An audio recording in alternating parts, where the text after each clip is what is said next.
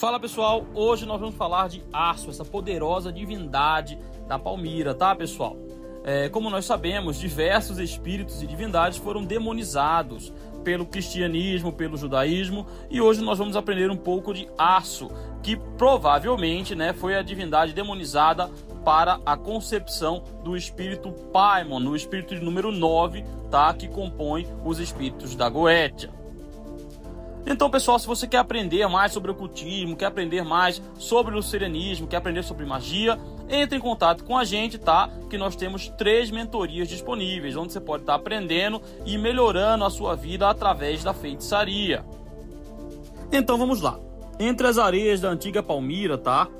Uma encruzilhada de culturas, rituais, muitas rotas comerciais, nós temos a figura de Arço. Um deus muitas vezes esquecido, mas com muitos simbolismos bem poderosos. Ele era o guardião das caravanas, senhor da estrada, patrono das riquezas. Ele oferece a nós ocultistas modernos uma ponte entre o divino e o terreno, principalmente no sentido material. Ele era adorado, principalmente na cidade da Palmira, que está atualmente lá na região da Síria, pessoal.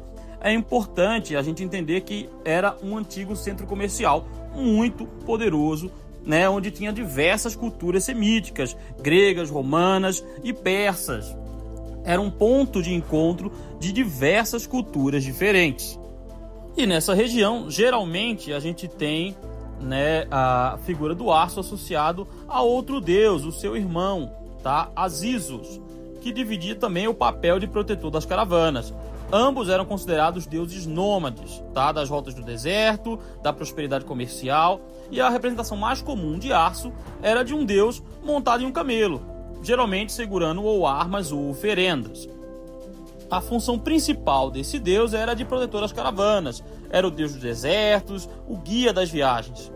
O camelo, a sua montaria simbólica, representava a resistência, deslocamento e o comércio. Então, ele está associado à prosperidade, à segurança, à movimentação e à rota espiritual também, porque ele tem também a natureza protetora, pessoal. Então, ele está associado à liderança, à vigilância e sabedoria, geralmente voltada aos negócios, assim como o Paimon também. E seu culto era muito popular entre os comerciantes e viajantes, principalmente. E hoje nós vamos estar aprendendo aí a possível relação simbólica entre Arço e o espírito Paimon, tá? Da tradição Goétia. Ambos eles aparecem montados em camelos, que é uma imagem rara entre divindades e espíritos. Arço protege caravanas, Paimon concede dignidade, riqueza e sabedoria, que são funções desejadas pelos reis para viajar, certo? Eles dois compartilham a ideia de trânsito, tá? E soberania sobre os caminhos. E essa conexão histórica, nós não temos como provar de fato que foi uma inspiração de Arço e Azizus para a figura de Paimon. Isso é mais difícil comprovar naquele contexto medieval em que Paimon foi citado em grimórios. Mas nós conseguimos trazer elementos simbólicos. Diferentes de outros espíritos que têm o seu próprio nome adaptado para o grimório, Arço não se enquadra nesse aspecto, mas as conexões simbólicas que nós vamos trazer dá para fundamentar isso aí. Outro ponto importante, tá, de estar se destacando é a relação de Arço com a estrela da manhã, certo? Que emerge da associação dele com o céu e o movimento entre os mundos. Na tradição palmirena, tá, Arço e seu irmão Azizus, eles eram ligados a corpos celestes, sendo frequentemente interpretados como manifestações astronômicas, associados ao planeta Vênus como estrela da manhã, que em muitas tradições nós sabemos que representa o portador da luz, o despertar da consciência e o poder de guiar na escuridão. Então, nós encontramos os ecos de Arço como guia espiritual e patrono daqueles que cruzam o deserto, sejam internos ou externos, em busca de sabedoria, proteção e prosperidade. Essa conexão simbólica se torna ainda mais rica quando consideramos que muitos grimórios descrevem Paimon como muito próximo a Lúcifer, frequentemente como um dos seus reis mais leais. Então nós podemos traçar a seguinte linha de pensamento. Arço e seu irmão Azizus são frequentemente interpretados como deidades celestes associadas ao planeta Vênus, especialmente na categoria de estrela da manhã, representando a luz que guia no limiar entre a noite e o dia, símbolo do despertar, símbolo da travessia, e essa mesma estrela é tradicionalmente atribuída a Lúcifer como portador da luz. Se considerarmos que Paimon compartilha diversos atributos com Aço, né, como a montaria em cavalo, domínio sobre os caminhos, a conexão com a realeza, com a sabedoria, com a riqueza, então é plausível a gente supor que a tradição ocultista tenha retratado Paimon como intimamente ligado a Lúcifer, justamente por refletir esse arquétipo ancestral da Estrela da Manhã, que advém de Aço. Nós sabemos, pessoal, que ao longo da história o culto judaico-cristão demonizou e distorceu muitas divindades de outras culturas.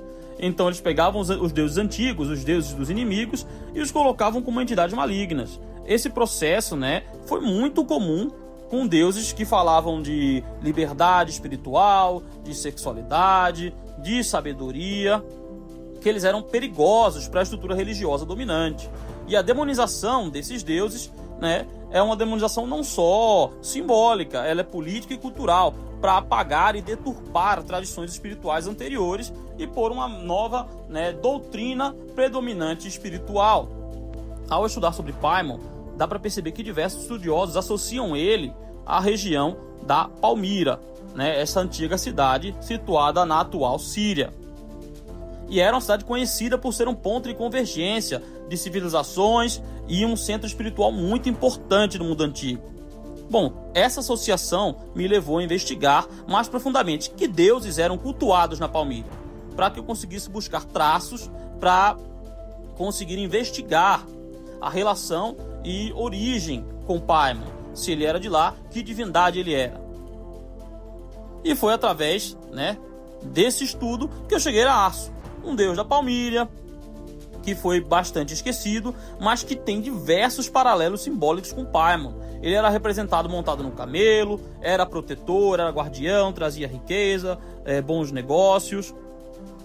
Coisas que a gente consegue reparar na descrição de Paimon, coisas que trouxeram e, né, anexaram ao espírito Paimon. E se a gente levar em consideração a sua conexão com a Estrela da Manhã, a gente consegue mais um embasamento para essa teoria, tá? Dessa forma, Paimon surge, né, como um espírito demoníaco na Idade Média, mas ele pode ser face de uma antiga divindade árabe, muito poderosa e que podia trazer riquezas. Então, em algumas referências, Azizus, né, o irmão de Aço, ele era diretamente associado à Estrela da Manhã, enquanto Aço era mais ligado à Estrela Vespertina. Ambos, no entanto, são descritos montando camelos e atuando como guardiões das rotas do deserto, o que torna ainda mais significativa a hipótese de que Paimon, né, frequentemente representado montando um camelo, ligado a Lúcifer, né, que é o portador da luz, fazendo aí a transição comercial, ele possa também ser uma figura sincretizada ou reinterpretada de Aço, acompanhando seu irmão Azizus, ou até mesmo uma função arquétipica dos dois. A própria mitologia árabe, pessoal, já reconhecia Azizus como Fósforos, né, o Vênus matutino, enquanto Aço ele desempenhava um papel de guiar o protetor terreno dessa jornada celeste. Quando a gente soma isso ao fato de que muitos grimórios ocultistas situam a origem de Paimon na região da Palmira, a gente tem um elo bem plausível. Talvez Paimon represente a memória distorcida de Aço, e sua associação com Lúcifer, né, ecoa na antiga ligação entre os deuses palmirênios e a Estrela da Manhã, que rompe as trevas do horizonte. Se você gostou desse vídeo, não esqueça, tá, de se inscrever no canal, de curtir, comentar, compartilhar. Toda vez que você faz isso, você ajuda a gente a estar divulgando mais a vertente luciferiana, a gote luciferiana e o ocultismo aqui no Brasil.